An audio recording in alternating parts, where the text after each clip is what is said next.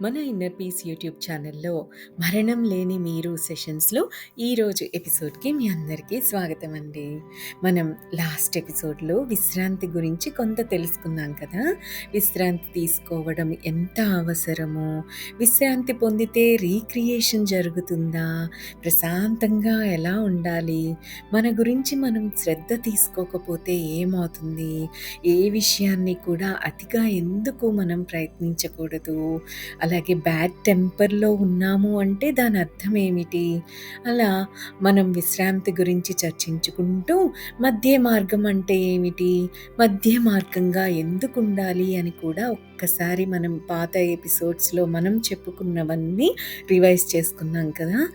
మరి ఇక విశ్రాంతి విషయానికి వస్తే మనం మొదట్లో విశ్రాంతి టాపిక్ చెప్పుకున్నప్పుడు లాస్ట్ ఎపిసోడ్ ఫస్ట్‌లో మనం అనుకున్నట్టుగా పునఃసృష్టి, విశ్రాంతి, పునఃసృష్టి 2 ఒకే లక్ష్యాన్ని సాధిస్తాయి. మనం బాగా అలసిపోయామని చెబుతూ ఉన్నప్పుడు మన శరీరంలో ఒక అవయవంలోని ఓ చోటులోని కొన్ని కండరాలు మాత్రం అలసిపోయాయి అని అర్థం అనమాట. ఫర్ ఎగ్జాంపుల్, మనం ఓ చేతిని మరీ ఎక్కువ సార్లు ఎత్తుతూ ఉన్నామనుకోండి, బహుశా ఇటుక రాళ్ళనో పుస్తకాలనో పైకెత్తి సర్దుతూ ఉన్నామనుకోండి, అప్పుడు ఆ చెయ్యి అలసిపోయి నొప్పి పట్టుకుంటుంది. మన చెయ్యి అలసిపోయిందే తప్ప మన కాళ్ళు, కళ్ళు, చెవులు అలసిపోకుండానే ఉన్నాయి కదా. కాబట్టి మనల్ని మనం పునఃసృష్టి చేసుకోవాలప్పుడు. అంటే సరదాగా ఎక్కడికైనా నడుస్తూ, లేక మంచి మ్యూజిక్ వింటూ, లేదా ఒక మంచి పుస్తకాన్ని చదువుతూ, ఈ పనుల్లో ఏదో ఒక దాన్ని మనం చేస్తున్నప్పుడు మనం వేరే నరాలని, వేరే కండరాలని ఉపయోగిస్తూ ఉంటాం కదా. అంతేకాకుండా అలసిపోయి ఉన్న కండరాలలో అత్యధిక మోతాదులో నిల్వ ఉన్న నరాల విద్యుత్తును కూడా మనం బయటికి లాక్కొచ్చి ఖర్చు చేస్తామన్నమాట. కాబట్టి విశ్రాంతి అంటే రీక్రియేషన్ ద్వారా మనల్ని మనం పునఃసృష్టి, రీక్రియేట్ చేసుకుంటాము. సో ఇందుకోసం విశ్రాంతి అనేది చాలా ఇంపార్టెంట్ అన్నమాట. ఏంటది? విశ్రాంతి అంటే రీక్రియేషన్ ద్వారా మనల్ని మనం పునఃసృష్టి అంటే రీక్రియేట్ చేసుకుంటాము.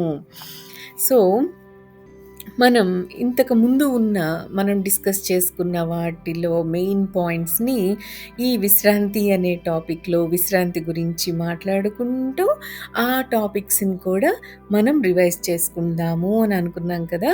సో మధ్య మార్గం గురించి లాస్ట్ ఎపిసోడ్లో మనం రివైజ్ చేసుకున్నాం. ఆరాలను గురించి ఈరోజు కొంచెం చెప్పుకుందామా మరి. సో ఆరాలను చూడటానికి మనం అమితంగా శ్రమ పడుతున్నామా? ఒక్కసారి మనల్ని మనం చెక్ చేసుకుందాం. ఇంకా ఎదురిని చూసే ప్రయత్నాన్నే చేస్తూ ఉన్నామా అని కూడా మనల్ని మనం క్వశ్చన్ చేసుకుందాం.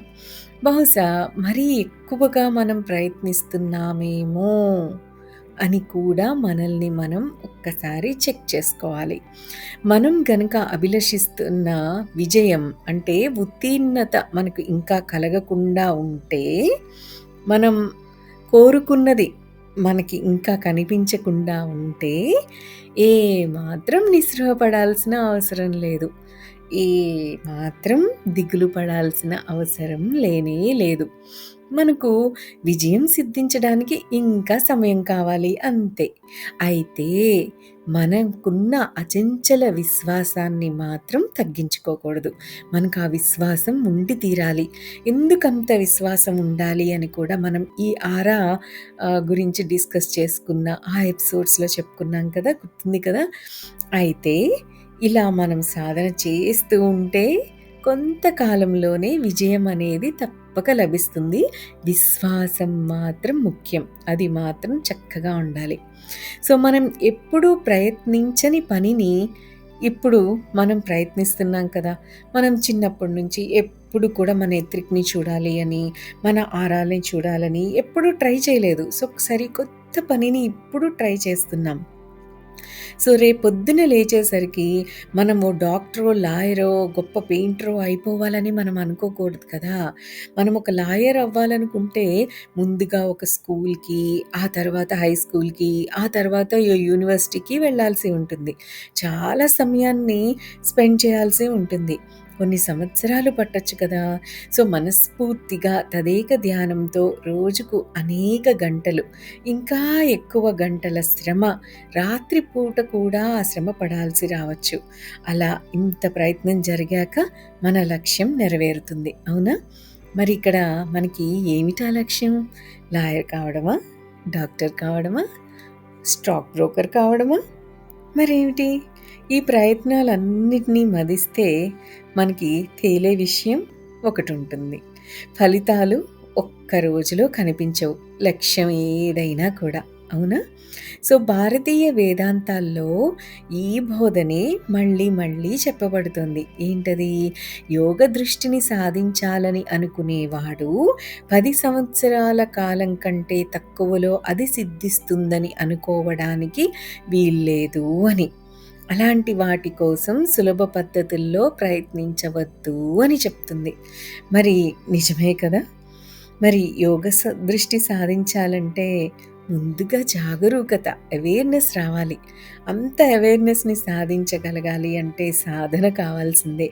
మరి ఈ సాధన అనేది మనం ఎలా చేస్తున్నాం? మన నమ్మకం ఎలా ఉంది? మన వ్యక్తిత్వాన్ని మనం ఎలా మలుచుకుంటున్నాం? ఆధ్యాత్మికంగా మనం ఏ స్థితిలో ఉన్నాం? మన ప్రణాళిక, సోల్ ప్లాన్, మనం పుట్టక ముందే వేసుకునే ఆ సోల్ ప్లాన్ ఏమిటి? మన పూర్వజన్మల్లో మనం ఎంతవరకు సాధిచ్చాం?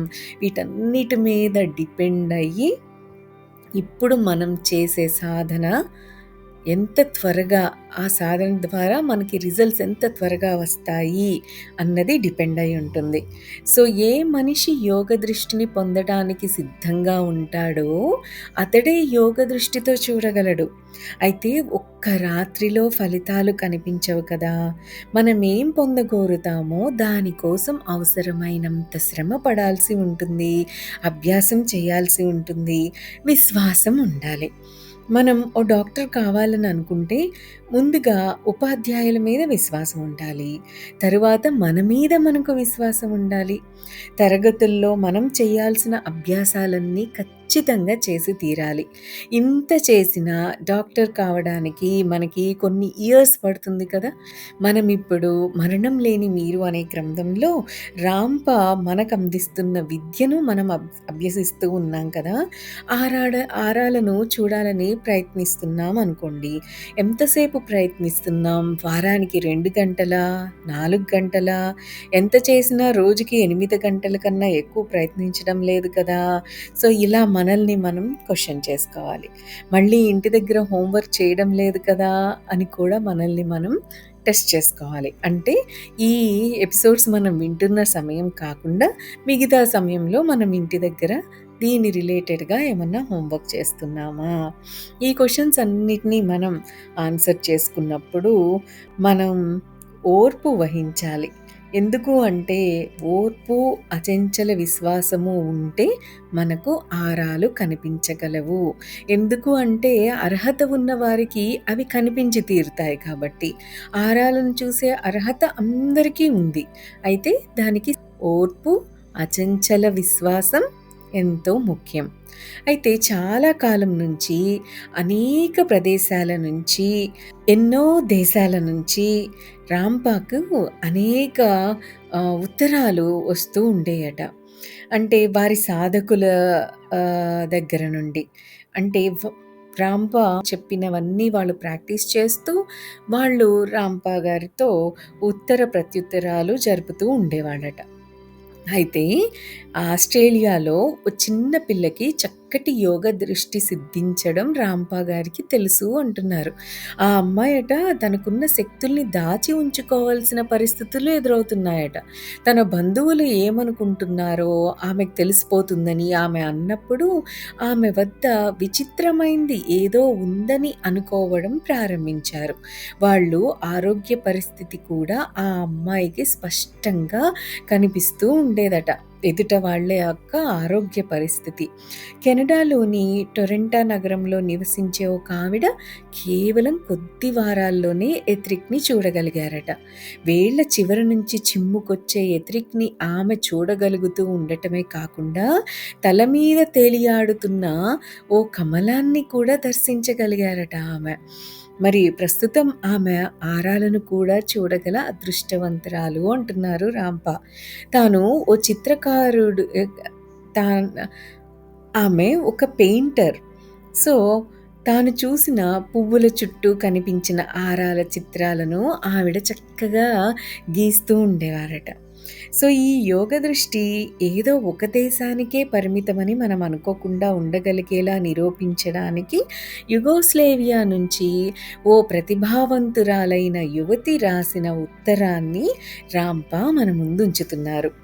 సో, ఆమె అనుభవాల గురించి ఇక్కడ ఈ పుస్తకంలో ప్రస్తావించాలని నిర్ణయించగా, ఆ విషయం గురించి ఆమెకు ఉత్తరం రాస్తే అందుకు సమ్మతించి, ఆమె రాసి పంపిన ఉత్తరాన్ని ఇక్కడ రాంప మనకి తెలియజేస్తున్నారు. సో, అందరికీ సులభంగా అర్థమయ్యే విధంగా కొంత భాషను మాత్రం సవరించాల్సి వచ్చింది. ఆ ఉత్తరాన్ని ఇప్పుడు మీరు చక్కగా వినొచ్చు. అయితే మన నెక్స్ట్ ఎపిసోడ్‌లో. మరి ఈరోజు మనం విశ్రాంతి గురించి ఏం తెలుసుకున్నాం? అలాగే ఆరా గురించి ఏం రివైజ్ చేసుకున్నాం అన్నది ఈ ఎపిసోడ్ విన్న తర్వాత ఒక్కసారి ఆలోచించి తర్వాత మీ పనుల్లోకి వెళ్ళిపోండి. మరి దట్స్ ఆల్ ఫర్ టుడే అండి. Have a great day. Thank you. Thank you. Thank you.